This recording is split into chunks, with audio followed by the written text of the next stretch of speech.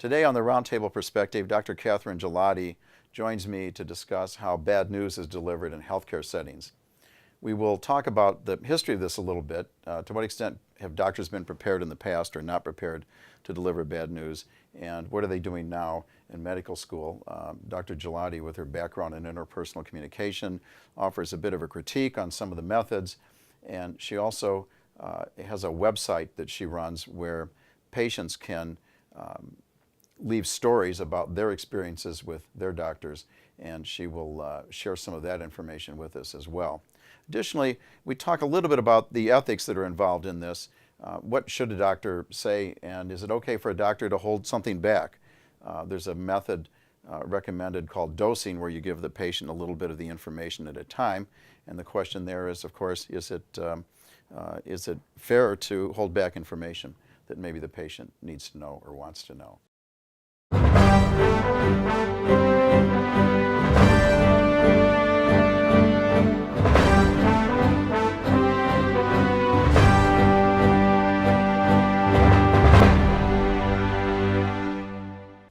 Welcome to the Roundtable Perspective. I'm your host, Tom Roach.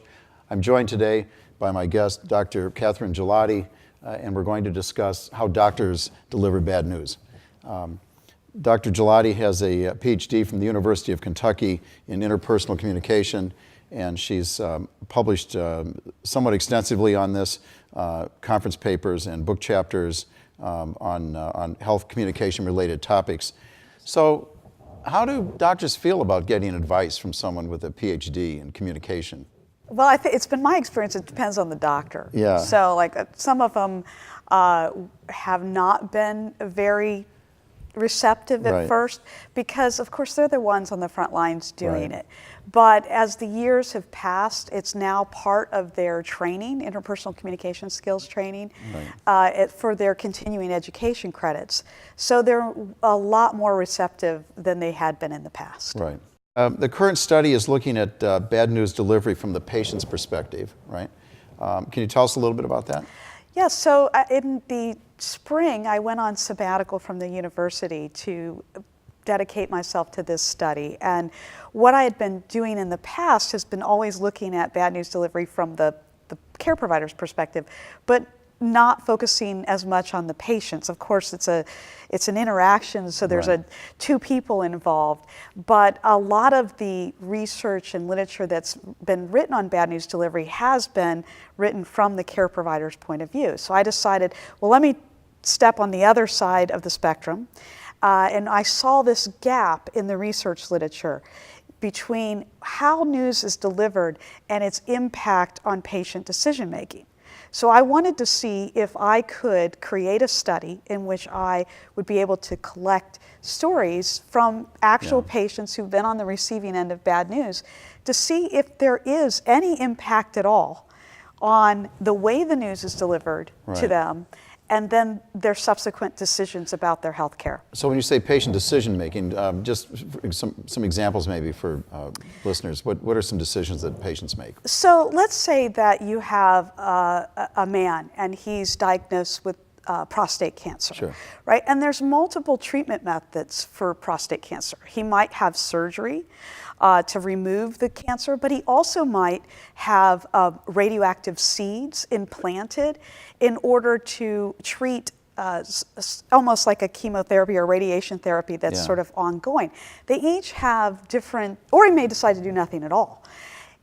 It's up to the patient, right? And they have to decide how are they going to go about their treatment for this. And so I wanted to know, and want to know, is the way news delivered to them impact their decision? Or let's take on the female side, a woman is diagnosed with breast cancer. Does she decide to have a lumpectomy, or does she have a mastectomy? Or does she do nothing at first and do radiation and chemotherapy, right? So there's all these decisions that have to be made. Those are pretty drastic cases of cancer diagnosis. But how is the news delivered to them and their prognoses for what's to come, does that impact their decision making? And the other thing that comes to mind as a layman listening to this is, what about their, emotional psychological side? I mean, are you looking into that at all, or you're purely just looking at what impact it has on the decision making? Well, so the study is set up for people to be able to tell their own story. Yeah. So I created a website, a dedicated website where I explain the study and ask people to submit their story to me through the website itself. So at this point, I just want people to tell their story as fully in their own voice as possible, and then as it's progressing, I'm following up with questions that will allow me to get into more specifics if they haven't covered them. Right. So they might just naturally go into more personal reaction kinds of things. Right. That you may end up collecting. Exactly. And I wanted to take this sort of qualitative inductive approach so that I wasn't directing the patients on what to tell or what not to tell, but to just see what do they tell, what is their story. What I'm finding fascinating is that there have been over 1,300 visitors to the website. Oh, really? But That's to very date, successful. Yeah. I have 5 stories. Really? Yes, so it's fascinating to me as a researcher from a methodological standpoint, because what I used Facebook and LinkedIn and email to promote the study in doing this sort of snowball sampling. I've asked people to share the link to the website and to send me a story themselves if they have one. So it's being shared. The link is definitely being shared. Yeah, people are reading it, yeah. And they're going to the website. But I don't know if it's because it does take a little bit of time to sit down and actually write your story out and send it. Well, plus it's a very personal And some people may decide they don't want to do it. Yeah, interesting. In terms of your methodology here, I mean, obviously you can't force people to tell you these stories, so I'm speculating here, but you're hoping that people see that others have done this and they're connected to them on Facebook, and that might inspire them to tell their own stories, for instance, right? Correct. And I've even, what inspired me to use social media was just in my own Facebook usage. I noticed people would get online and talk about, their health scares that they've had. And some of these very personal issues people discuss on Facebook. Extremely personal. Yeah. And so one individual that I'm friends with on Facebook actually talked about a health situation that she was having. So I reached out to her and asked her if she would submit her story, which she had told a great deal of it on Facebook, but she said no. So it's fascinating to me that there's this reticence. On the one hand, we have this society where we post everything, it seems like, on social media, our minute-by-minute movements.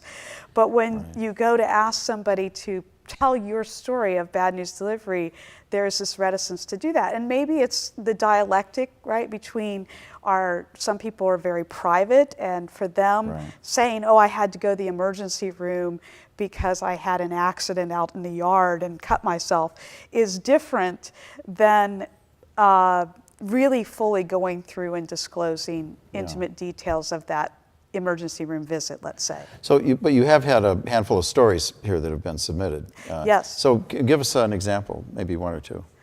Well, as I said, one... You can talk about them in a general sense, right? Yes, the one thing I want to emphasize to people is that I would never betray their identity. But I have had... The university would drag us over the coals. They would. We did That would be in violation of my IRB protocol. But so one instance was a breast cancer case that was completely unexpected.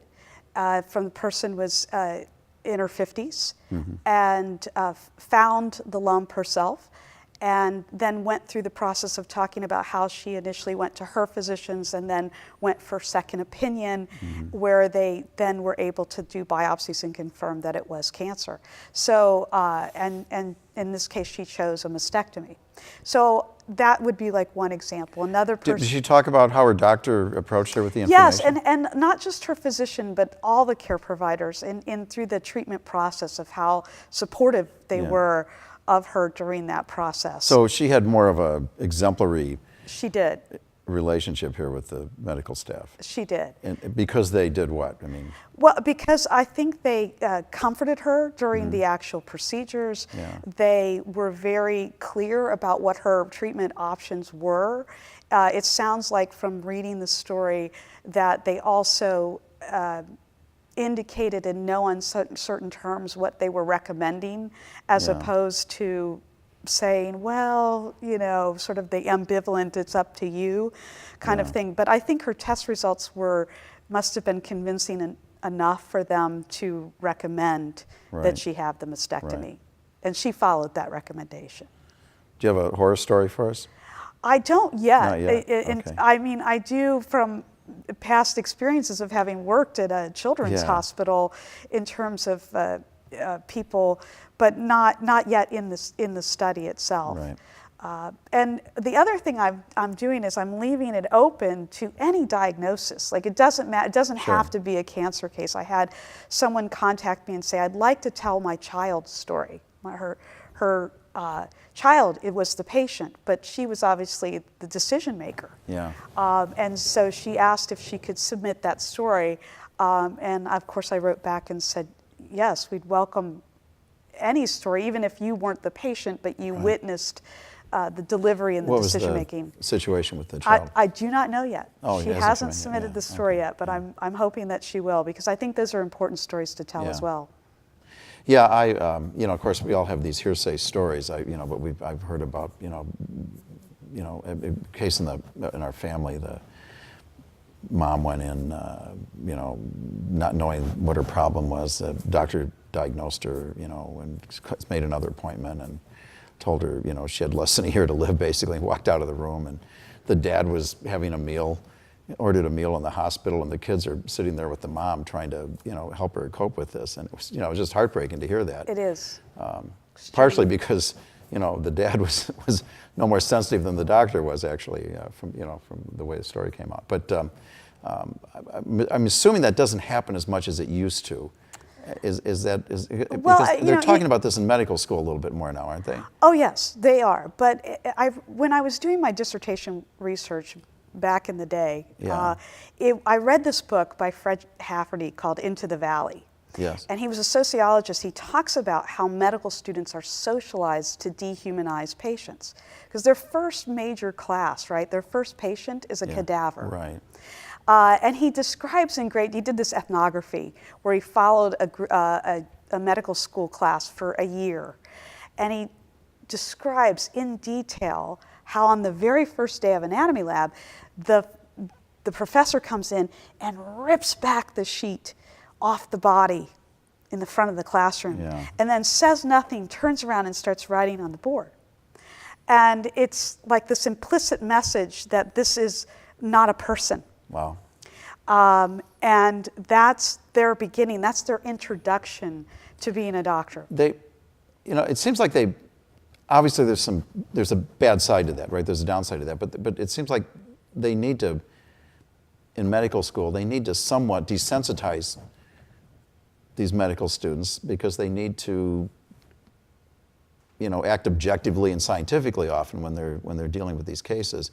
Absolutely. Yeah. So there's sort of a delicate balance here, then, isn't there? I mean, on the one hand, you've got to distance yourself in order to do your job, but on the other hand, you need to respond to people as human beings, right? Well, so two comments on that. Yeah. One, in the book, Hafferty talks about how with the dissecting of the body, they actually begin with the thoracic cavity, and they didn't used to. But as medicine evolved, they found that was the least human part of the body, the part of the body that would be less associated with it being a human being, as opposed to the face or your extremities. Right. And so they do that. I'm so glad I didn't go to medical school as I'm listening to this. Well, I read this book and decided I would never donate my body to medicine. Organs, yes, but not the body, right? And so he says, well, they have to do that, you're right, because you can't have them falling apart in the middle of a surgery or while they're trying to care for you in the emergency room. And I found that, you know, many physicians are actually quite sensitive to their overall goals, right, of Right, becoming a right. doctor because they really want to help people. My second So comment. they're good on both sides of the equation, essentially. Absolutely, and Yeah. I have a great deal of empathy for physicians. This research is not meant to be critical of doctors. Right. They have a very difficult job in being able to do this and help Right. people understand. But what I would do is, I would say is that in my own experience of being in the NICU and watching on my very first day in the unit, a neonatologist tell a father that his child was going to die. That was like one of the most picture-perfect examples of how to do that task in a compassionate way. I can't imagine having to do that. That's so difficult, yeah. It was horrifying. And the only thing I could say is that that doctor, the only advice I would go back and give that doctor would be, don't do it at the nurse's station. Right? Oh my gosh, So yeah. that was the only thing. But he may have chosen that spot because the father, I think, wanted to still be in eyesight to his Right. son's crib. Right. And so he, maybe the physician tried to get him to a more private place and the Yeah. father wouldn't budge, but I'm not sure. But he did it right in front of my desk. And so I was in earshot of this most horrific news for this person. Yeah. And it was incredibly sad, but the neonatologist was comforting, and you could tell that he was emotionally shaken Yeah. as well. So you were working in a neonatal unit Yes, while you were going to college. yes, And that was your first exposure to a lot of these things. yes. Yeah.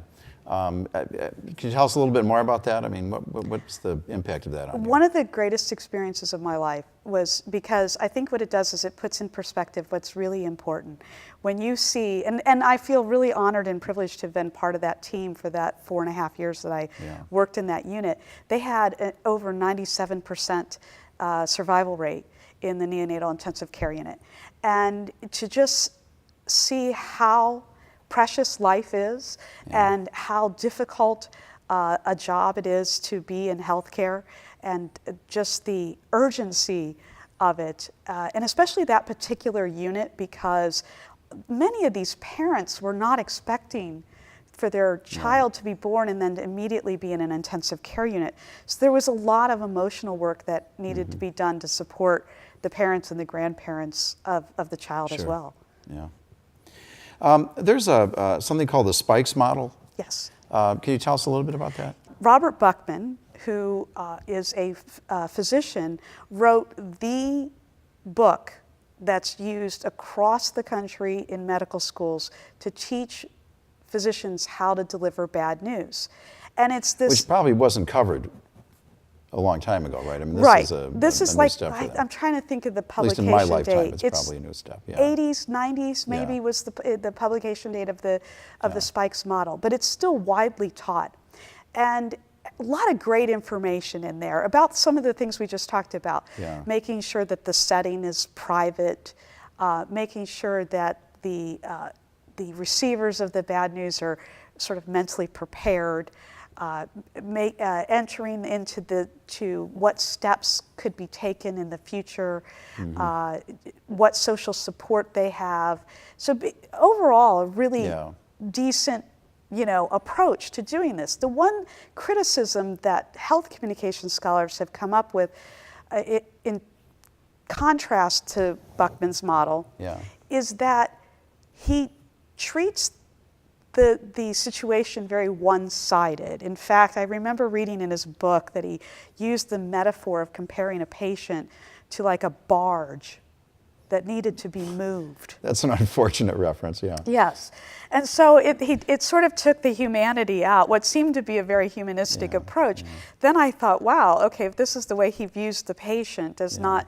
And of course, he's starting from scratch if he's one of the first authors on this, so yeah. Right, and so then there have been other health communication scholars and medical practitioners who've come along that wrote a book on patient-centered medicine. So taking this very patient-centered approach where you enter into the interaction with the goal of completing your task, but at the same time not trampling on the patient's goals in the interaction as well, right? And so we have a pivotal book called patient-centered medicine. Then more recent, some health communication scholars came out with something called the comfort model, which addressed Buckman's weakness, which was it took into account the dynamic interplay of interactions, and that the patient is going to bring with them their own set of expectations and their changing dynamics on the ground in the interaction itself. And this, for you, this gets very close, of course, to your area of expertise, which is interpersonal communication, right? Correct. So it brings it, sort of moving it away from a speech act kind of approach to a more of an interpersonal. Right, and so when I first started studying health communications, one of the studies that I read that really got me excited about looking at how does communication impact health outcomes was a study done by, I think it was Greenfield and Ware. I'm missing a third author, I'm sure. But it was a study which they looked at how communication impacts actual well-being in a hospital. So they did an experiment where they took patients and they divided them into two groups. So they had the control group and they had the experimental group. In the experimental group, what they did was they went and visited each patient, the anesthesiologist did, and gave them a rundown of what was going to happen in their surgery. These were all patients having the same surgery. What to expect, what kind of a pain they might experience afterwards, what they would do for them if they had pain, right? And then with the control group, they just approached the pre-surgery consultation the way they normally would. They didn't do this sort of... I hope this wasn't some life-threatening surgery. No, I don't think I think it was a routine surgery. Okay, all right. So what they found was that the experimental group, who got the little extra TLC of communication, right? They went home quicker. Yeah, they were discharged quicker. They used fewer narcotics post-surgery as well. And I was like, this is incredible, right? You have an actual link between, in an experimental study, between communication and physical and emotional well-being. And so I thought, this is what I want to study. This is where I became so passionate about it, which led to my first thesis study, which was on the effects of talk and touch on the recovery of premature newborns, which is what I studied, you know, using the same... So we just have a minute left, but give us a piece on that. Okay, so very quickly, this study was done in the 90s. A lot's been done since then. But I will tell you that, and it wasn't experimental, it was correlational. But I also found that the babies who were touched for longer periods of time, not number of touches, but length of time, went home sooner as well. Interesting, yeah. So the same result, essentially. Essentially. You know, one of the first things that I ran across along these lines was Kubler-Ross's death and dying. The stages, yes. Stages. Did that sort of initiate some of this discussion historically? I'm just curious if that played a role in this. Oh, I would think it would have to, because that was such a pivotal model in the study of grief and death and dying, and how care providers counsel patients and families. Because I would think there's some parallels between finding out that you maybe have a life-threatening illness and finding out about a death, right? Right, because the stages correspond to that, whether there's a death, right? Denial and anger, and bargaining, and you know, depression, until you finally get to acceptance. Yeah, that's interesting. You know, one of the things also I wanted to ask about is one of the strategies I understand is dosing. In other words, you give the patient the bad news a little bit at a time, basically.